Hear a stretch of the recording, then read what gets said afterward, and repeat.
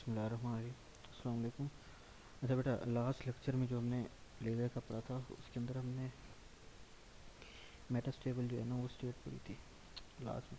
Metastable state जो है वो एक ऐसी स्टेट है। अच्छा, एटम जो है उसके पास दो तरह की स्टेट होती हैं, एक ग्राउंड स्टेट है, एक एक्साइटेड स्टेट है।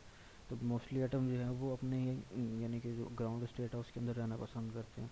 अगर किसी एटम को हम एनर्जी देकर उसके हायर ऑर्बिट के अंदर उसको भेज भी देते हैं तो वो ज़्यादा देर यानी कि एक्साइटेड स्टेट में अगर उसको भेज भी देते हैं तो ज़्यादा देर तक वहाँ पे नहीं रह पाता। तो थोड़ी देर में क्या करता है कि वो एनर्जी लॉस कर देता है और उसके बाद अपने ओरिजिनल वाले स्टेट के अंदर आ जाता है। इसके अंदर आपने देखा होगा ये उसकी ग्राउंड स्टेट है और ये सॉरी ये एक्साइटेड स्टेट है और ये ग्राउंड स्टेट है।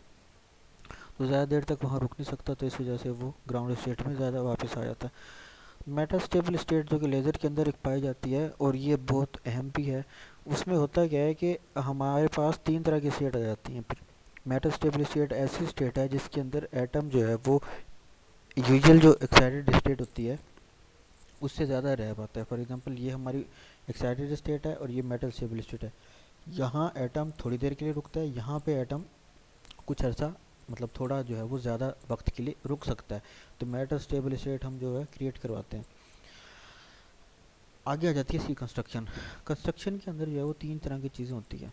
पहली चीज़ होती है pumping source. It is a device that keep the atom in excited state to produce population inversion. ठीक है। पहली जो चीज़ होती है कंस्ट्रक्शन के अंदर यानी कि लेजर का स्ट्रक्चर होता है उसके अंदर एक होती है पंपिंग सोर्स। यानी कि किसी भी तरह की हम ट्यूब जो है वो नियॉन फ्लैश लैम्प जो है वो उसको इस्तेमाल कर सकते हैं। वो क्या करती है कि हमारे जो एटम होते हैं उनको एक्साइटेड स्टेट के अंदर रखती है, यानी कि पॉपुलेशन इन्वर्जन करवाती है। पॉपुलेशन इन्वर्जन हमने पढ़ा था ना कि उसके अंदर जो है वो एटम जो है वो ज़्यादा एक्साइटेड स्टेट में होते हैं और कम ग्राउंड स्टेट में होते हैं। ऐसा अमूमन एटम में ऐसा नहीं होता। अमूमन एटम में क्या होता है, ज़्यादा ग्राउंड स्टेट में और कम एक्साइटेड स्टेट में। लेकिन हम पॉपुलेशन इन्वर्जन में क्या होता है कि ज़्यादा एक्साइटेड स्टेट में और कम ग्राउंड स्टेट में। ये अचीव होता है पंपिंग सोर्स के थ्रू। दूसरा है एक्टिव मीडियम। ज़ाहिर बात है, आप अगर लेज़र बना रहे हो तो कोई ना कोई मीडियम यानी कोई ना कोई ज़रिया तो होगा ना जिसके थ्रू आप वो एटम जो है वो क्रिएट करवा रहे हो। तो एक्टिव मीडियम होना भी वहाँ पे लाजिम है जिसके थ्रू जिसके एटम वगैरह जो है वो पॉपुलेशन इन्वर्जन में जाएंगे। A medium where the population average can be achieved is rabi laser. अच्छा, हम रबी लेज़र का जो है वो ज़्यादातर इस्तेमाल करते हैं, यानी कि लेज़र का जब बात होती है तो हम ज़्यादा जो है वो रबी लेज़र की जो रेफरेंस देते हैं। रबी लेज़र जो है वो एल्यूमिनियम ऑक्साइड का जो है वो एक क्रिस्टल होता है। ठीक है। तो एक क्रिस्टल होता है एल्यूमिनियम ऑक्साइड का रबी। तो उसकी हम लेज़र बनाते हैं, लेकिन उसके अंदर हम क्या करते हैं कि रबी के अंदर ना कुछ आयन जो है वो रिप्लेस करवा देते हैं क्रोमिनियम से। क्रोमियम आयन है उनसे जो है वो रिप्लेस करवा देते हैं। तो फिर वो क्रोमियम आयन जो है वो एज ए एक्टिव मीडियम की तरह काम करते हैं। अगर डिफरेंट टाइप की लेज़र है तो उसके अंदर कोई और मटेरियल भी हो सकता है। फ़िलहाल मैं आपको ये रबी लेज़र जो होती है एक सॉलिड लेज़र है उसके बता रहा हूँ। अच्छा, एक रेजोनेटर या रेजोनेंट कैविटी ये क्या होती है, ये एक सिलेंडर टाइप की होती है जिसके दोनों साइड पे मिरर लगे होते हैं रिफ्लेक्टिव। एक मिरर जो है वो टोटल रिफ्लेक्शन होता है यानी कि लाइट को रिफ्लेक्ट करता है, और दूसरा जो मिरर है वो पार्शियली रिफ्लेक्टिंग होता है यानी कि कुछ रिफ्लेक्ट कर सकता है, कुछ रिफ्लेक्ट मतलब कुछ हिस्सा रिफ्लेक्ट करता है, कुछ ऐसे कह लो आधा करता है आधा नहीं करता। The mirror reflect the light again again to simplify the light. अब जब इनके अंदर लाइट आती है यानी कि वो तो उसको अगेन एंड अगेन रिफ्लेक्ट होती है तो दोनों मिररों से टकराती है। बार बार टकराने से जो है वो एम्पलीफाई होती है, तो वो लेज़र की सूरत में एक शार्प बीम तैयार हो जाती है। फॉर एग्जांपल ये आपका एक्टिव मीडियम है, यहाँ पे पंपिंग सोर्स होता है यानी कि जो भी मीडियम है इसके एटम्स होंगे ना, इन एटम को इन पंपिंग सोर्स, ये पंपिंग सोर्स जो है वो कोई भी ट्यूब हो सकता है, कोई भी फ्लैश लैम्प हो सकती है, कोई भी रॉड हो सकती है, वो इस्तेमाल कर सकते हैं। ये टोटली रिफ्लेक्टिंग मिरर है और ये पार्शली रिफ्लेक्टिंग मिरर है। ठीक है। यानी कि यहाँ से पंपिंग सोर्स एक्साइटेड स्टेट में जाएंगे।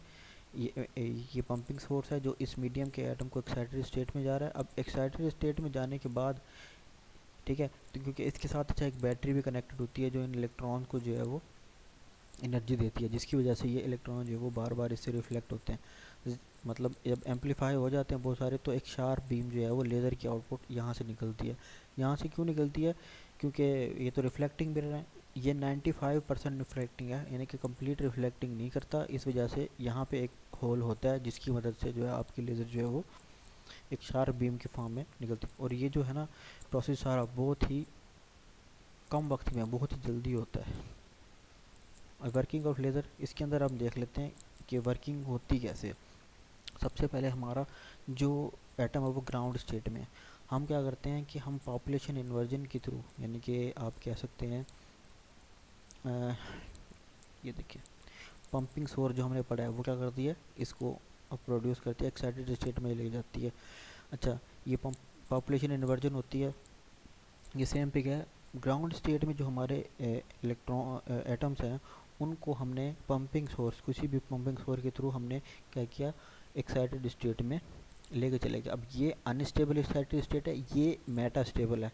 हमने क्या पढ़ा था कि मेटा स्टेबल के अंदर, मेटा स्टेबल स्टेट है उसके अंदर एटम ज़्यादा देर तक रुकता है बनिस्बत एक्साइटेड स्टेट के। ये एक्साइटेड स्टेट है, ये मेटल स्टेबल स्टेट है। तो यहाँ पे इलेक्ट्रॉन जो है पॉपुलेशन यानी कि मेटल स्टेबल स्टेट में पॉपुलेशन इन्वर्जन हो जाती है, यानी कि ज़्यादा इलेक्ट्रॉन अब मेटल एक्साइटेड स्टेट में और कम इलेक्ट्रॉन ग्राउंड स्टेट में।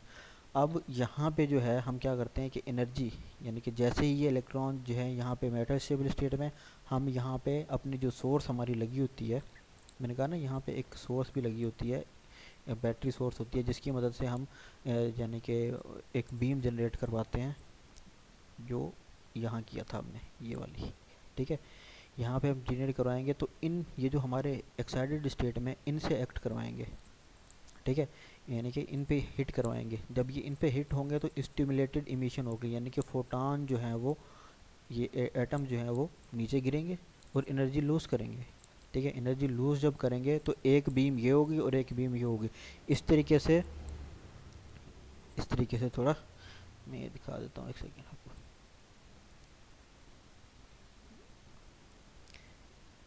फॉर एग्ज़ाम्पल ये मैंने एक लाइट है इस इलेक्ट्रॉन पे हिट करवाया, ठीक है। इलेक्ट्रॉन की एक ये वाली बीम, यानी कि ये लाइट सोर्स है, एनर्जी हिट करवाई तो इसने एनर्जी खारिज की ये वाली और वो नीचे आ गया। एक एनर्जी ये वाली जो उसने खारिज की, दूसरी एनर्जी ये वाली जो पीछे से आ रही थी, ठीक है, ये भी होगी। तो अब ये दो एनर्जी मजीद दो आगे जो एटम है, क्योंकि अब यहाँ अगर हम देखें यहाँ पे एक एटम तो नहीं है, पता नहीं कितने एटम है। तो ये क्या होगा कि ये दो जो बीम निकली थी ये मज़ीद दो और एटमों से टकराएंगी, तो ये कितने रेज निकालेंगे, चार।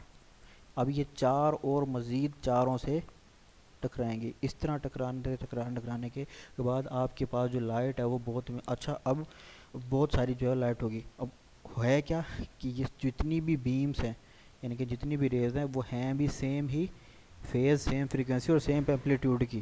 तो इस वजह से ये एक ही वेव लेंथ होगी, यानी इनकी जो वेव लेंथ होगी वो एक ही होगी। अब ये बहुत सारी जो रेज हैं वो निकलेंगी। निकलने के बाद क्या होगा, ये जो रिफ्लेक्टिंग मिरर हैं इनसे बार बार टकराएंगी। ये रेज टकराने के बाद एट दी एंड जब एक शार्प बीम, आपको एक तेज़ धार जो है वो बीम की मिल जाएगी, तो वो इस आउटपुट से, यानी कि जो यहाँ पे जो होल होता है उससे जो है वो आउटपुट की सूरत में निकल जाएगी। ये चीज़ आपने जो है ना, हो सकता है बचपन में भी ये चीज़ें देखी हूँ आपने, कि जब लेज़र होती थी उसके अंदर एक शार्प बीम जो है वो इस्तेमाल की होती थी, लेकिन वो तो बहुत हल्की लेज़र थी। जो आजकल लेज़र यूज़ होती हैं वो बहुत ही ज़्यादा उनकी शार्प बीम होती है, इवन वो लोहे को भी काट देती है। टाइप्स ऑफ लेज़र जो होती है उसके अंदर क्या है कि laser is found in solid, liquid and gases. अच्छा, टाइप्स जो है वो डिपेंड करती हैं उसके मटेरियल पे, कौन सा मटेरियल। अगर उसमें सबसे अच्छा, इन लेज़र की जो पावर होती है वो वेरीज करती है 1 मिली वाट से लेकर 1 मेगावाट तक, यानी कि इतनी पावर इनके अंदर हो सकती है। लेज़र जो होती है वो सॉलिड लेज़र है सबसे पहले। अगर मटेरियल उसके अंदर यूज़ हुआ सॉलिड फॉर्म है तो उसको हम सॉलिड लेज़र कहेंगे।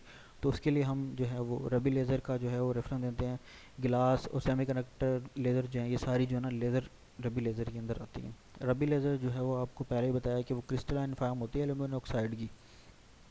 उसके अंदर थोड़ा बहुत जो है ना हमने इम्प्योरिटी क्रोमियम की भी मिक्स की होती है कलर देने के लिए, जितना कलर जो है वो डिपेंड करता है क्रोमियम जो उसके अंदर हमने ऐड की होती है। गैस लेज़र जो है वो, अगर लेज़र का मटेरियल उसके अंदर यूज़ किया गया है गैस फॉर्म में तो वो गैस लेज़र है। हीलियम नियॉन गैस लेज़र, इसकी जो है वो मशहूर जो है वो ज़्यादातर इस्तेमाल होती है गैस लेज़र की। वो यानी कि ये टाइप है हीलियम नियॉन गैस लेज़र।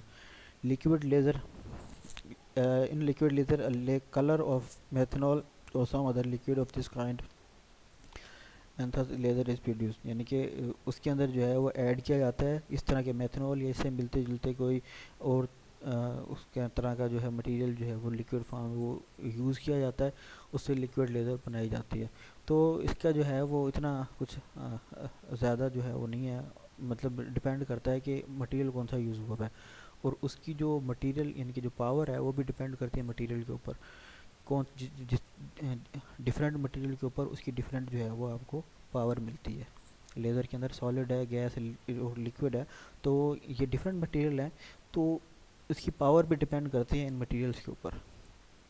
ठीक है, अब इसकी application, laser instance monochromatic and coherent light, it is use in many field of life. अच्छा, बहुत जगह पे ये यूज़ होती है लेज़र जो है वो। सबसे पहले है मटेरियल प्रोसेसिंग। किसी भी तरह का मटेरियल जब हम बनाते हैं, ठीक है, उसको हम चेंज कर सकते हैं लेज़र के साथ। कैसे?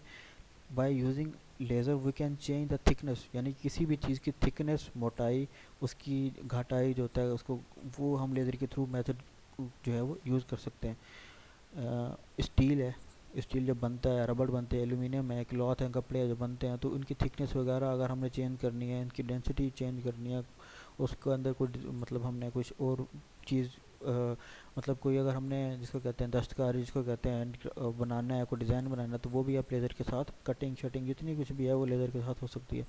लेज़र के लिए उसकी जो वेल्डिंग होती है, वेल्डिंग कैसे हो सकती है? ये मन यानी कि लेज़र के थ्रू हम उन चीज़ों को भी वेल्ड कर सकते हैं जो हम यूजुअल वेल्डिंग के थ्रू नहीं कर सकते। यहाँ लिखा हुआ है ये 0.006 इंच, यानी कि अगर कोई इतनी इसकी जो है वो डायमेंशन है किसी वायर की, उस डायमेंशन को भी ये क्या कर सकती है? माइक्रो वेल्डिंग जिसको हम कहते हैं, यानी कि छोटे छोटे जो कंपोनेंट्स होते हैं। अगर आपने देखा हो आईसी, मैंने आपको उसके अंदर दिखाई थी, वीडियो दिखाई थी एक, उसके अंदर इलेक्ट्रॉनिक्स के अंदर वहाँ पे आईसी जब प्रिपरेशन होती है तो वो माइक्रो और नैनो की डेप्थ के अंदर जो है ना वो आईसी बन रही होती है। तो उसकी थिक जो है ना, जो जो कनेक्शन है वो लेज़र के थ्रू लगाए जाते हैं। लो एनर्जी लेज़र जो है वो आँख का जो ऑपरेशन होता है उसका रेटिना है, उसको बनाने के लिए उसको जोड़ने के लिए लेज़र का इस्तेमाल होता है। कार्बन डाइऑक्साइड की लेज़र जो है वो मेटल की वेल्डिंग के लिए इस्तेमाल होती है। Complicated material can be cut and welded with laser. Complicated जो ऐसे मटेरियल होते हैं जिनको हम आम वेल्डिंग के थ्रू नहीं कर सकते, ड्यू टू उनकी अगर कॉम्प्लिकेशन की वजह से, अगर कोई मतलब डेप्थ में है जहाँ पे आपका की वेल्डिंग रॉड है वो नहीं जा सकती दूसरी, तो हम वो लेज़र के थ्रू बहुत आसानी से कर सकते हैं।